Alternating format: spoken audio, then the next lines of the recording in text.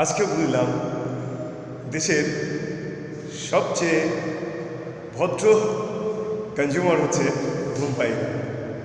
তারা ন্যায্য মূল্যে সিগারেট বা বিড়ি কেনে এবং সিগারেট বিড়ির যতই দাম বাড়ুক তারা কখনো প্রতিবাদ করে না বা প্রেস ক্লাব বা শাহবাগে গিয়ে হরতাল করে না।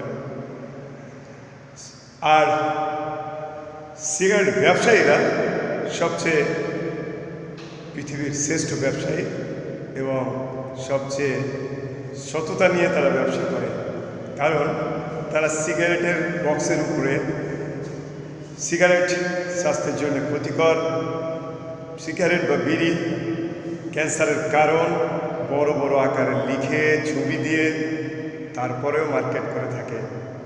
তারপরেও আমাদের মতো ভদ্র মানুষরা খুব আদর করেই এবং ন্যায্য মূল্যে সিগারেট কিনে থাকে।